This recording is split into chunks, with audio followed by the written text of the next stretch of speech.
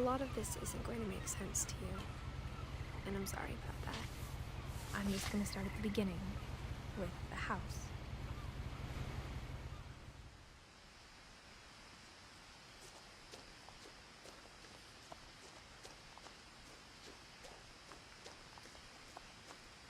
I lived here until I was 11, but I wasn't allowed inside half the rooms.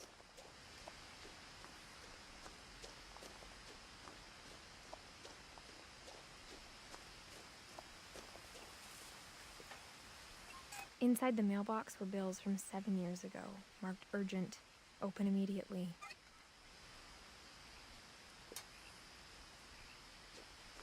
I hadn't been back since my brother Lewis's funeral.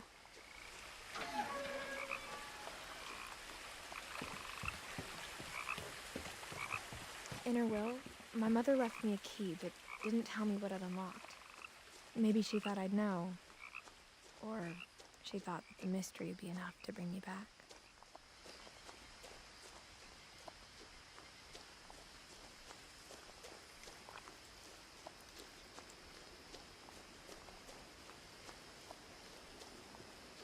The truth is, even after I inherited the house, I never thought I'd come back to it. But now I had questions about my family that only the house knew the answers to.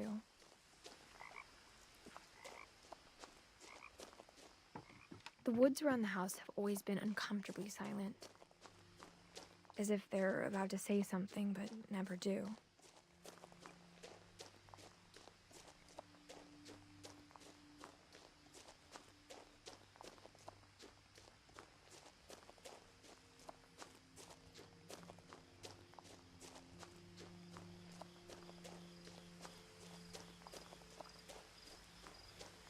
The house was exactly like I remembered it, the way I'd been dreaming about it.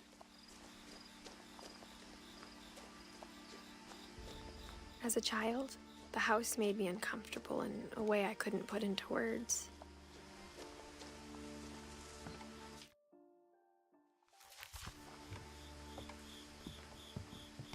Now, as a 17-year-old, I knew exactly what those words were. I was afraid of the house. I hoped the key might unlock the front door. It didn't.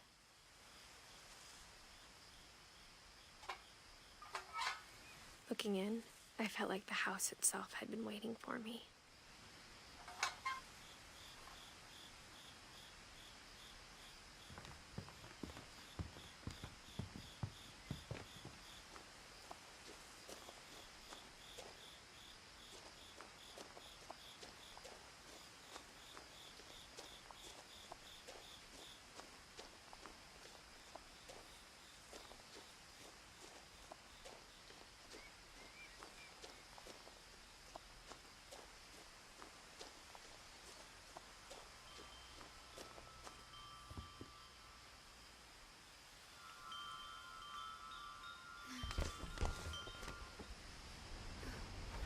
Crawling through the doggy door used to be a lot easier when I was 11.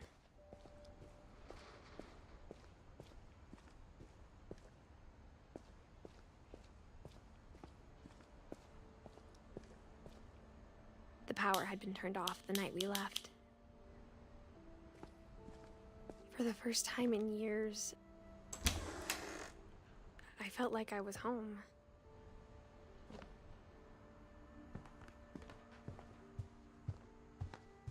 The table was still a wreck from the night we left. Nothing in the house looked abnormal. There was just too much of it, like a smile with too many teeth.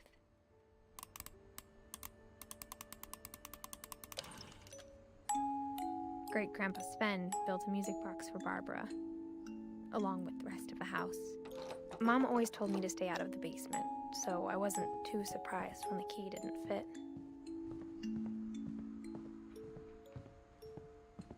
My mom wasn't much of an optimist, but she never stopped believing. A lot of things got left behind in the whirlwind of that last night. Edie told me once that every Finch who ever lived is buried somewhere in the library.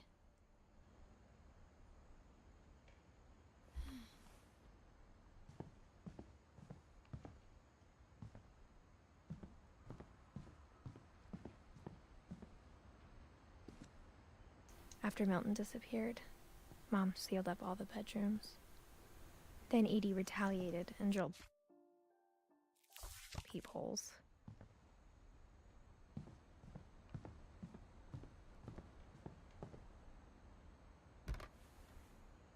Molly always seemed like a girl I could imagine being friends with, if she hadn't died in 1947.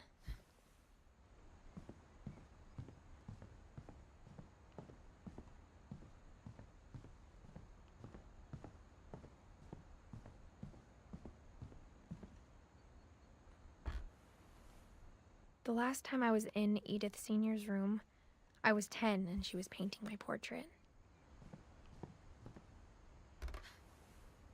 My Grandpa Sam spent 7 years sharing a room with his dead brother, Calvin.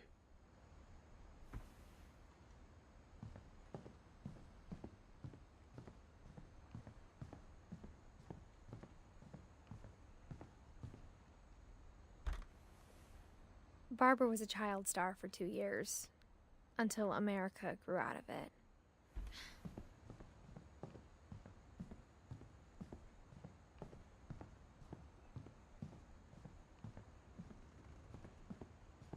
I spent a lot of time playing in Great Uncle Walter's room.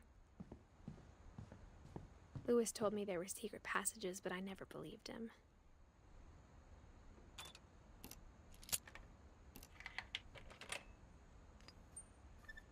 Turns out, my mom was really good at keeping secrets. Now it was time to find out what my mom had been afraid of.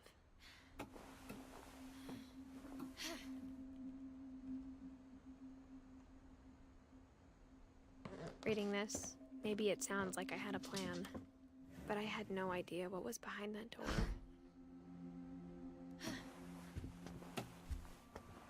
Just like I had no idea where all this was gonna lead.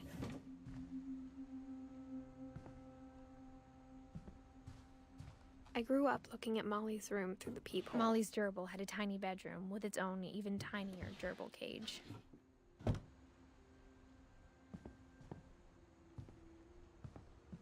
Being inside for the first time, I felt like I'd stepped behind a painting.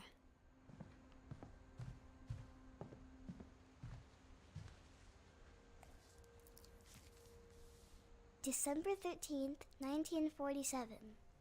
Dear Diary, I'll be gone soon, but I wanted to tell somebody about what's gonna happen. It started when Mom sent me to bed without dinner. I woke up and I was starving, so I looked around for something to eat. The gerbil food was dry, but I didn't mind it.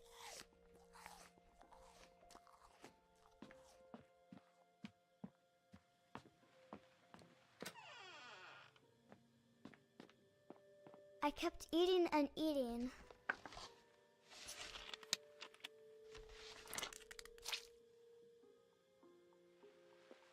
I ate a lot of things that night.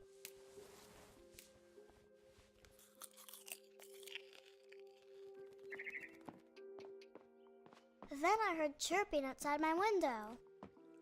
It was a barn swallow going back to her nest. I reached out for her.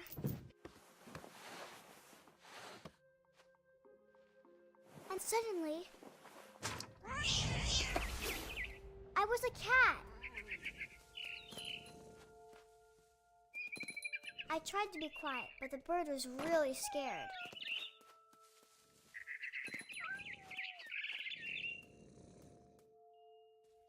Mom and Dad didn't even look at me.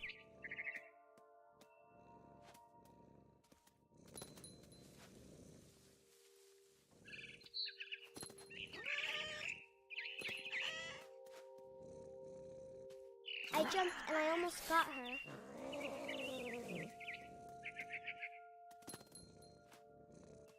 I could tell she was getting really tired. Now I was up in the big tree. I promised Dad I wouldn't climb it anymore. All I cared about was eating that mama bird. I gobbled her up. And suddenly, I was an owl. First, all I heard was the wind. Then I heard little teeth nibbling in the grass.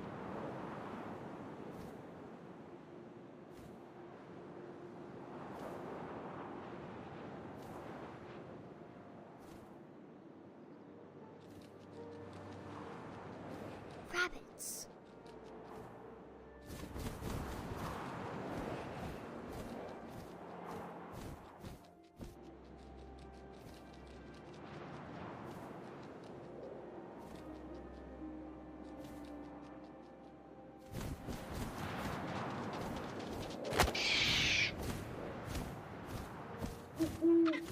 I imagined his face looking up and seeing mine through my talons. I swallowed him up, and I didn't chew one bit. Then I flew off to find something bigger.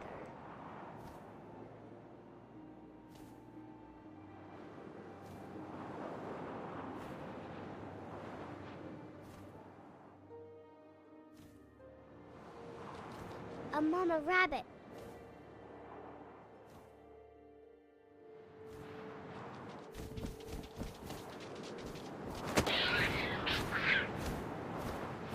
She was almost too big to carry. I started choking, but I couldn't stop eating. And suddenly, I was a shark.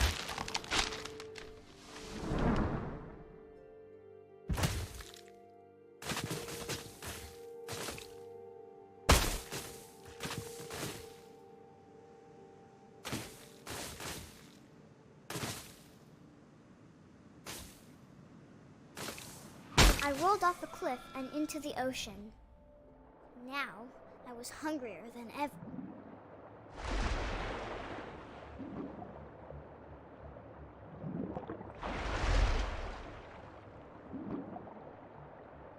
I wanted fat, juicy seals.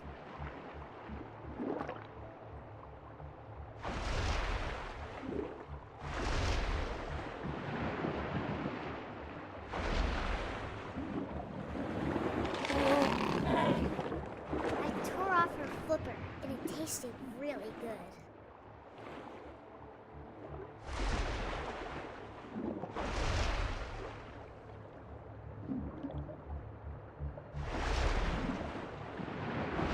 I grabbed on tight, but I was so hungry, I jumped out of the water. When I opened my eyes, everything had changed.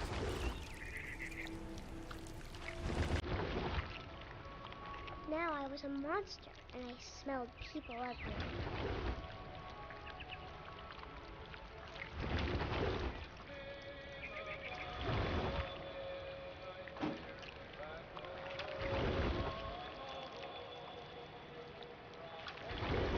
I was big, but I moved real quiet.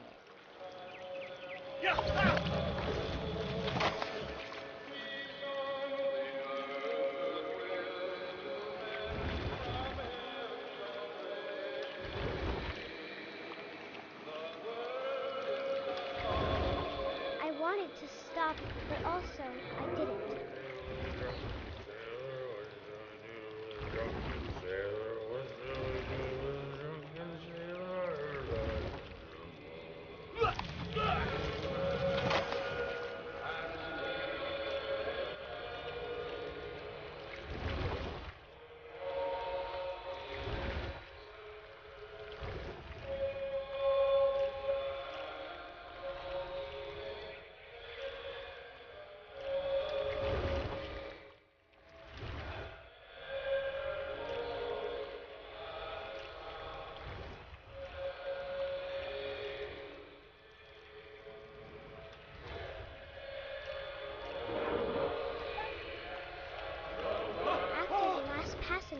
I was still hungry. And across the water, I smelled something new. Something I had to have, so I swam towards it.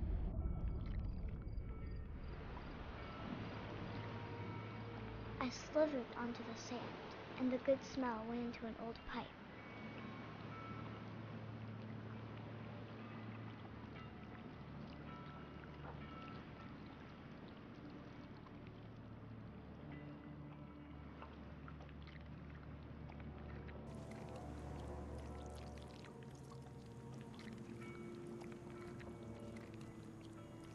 I got closer and closer.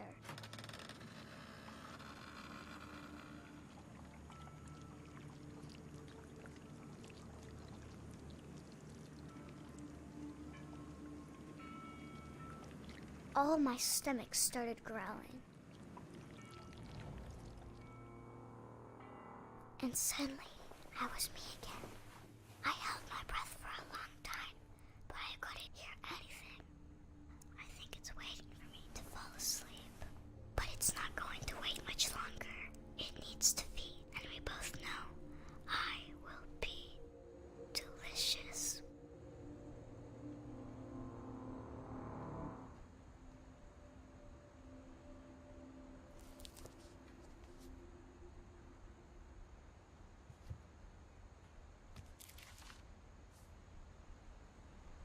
I'm not sure if I believed all of that, but I'm sure Edie would have.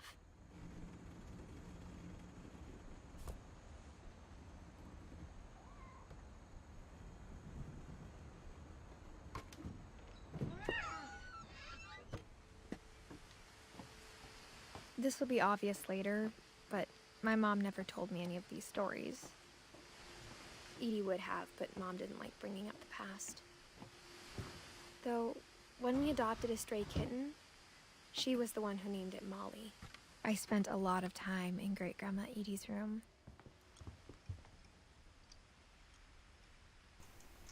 Alright, that is going to be We all got for along, and it this. was a good place to hide from my mom. This is the end of this episode. I will upload the other episode tomorrow.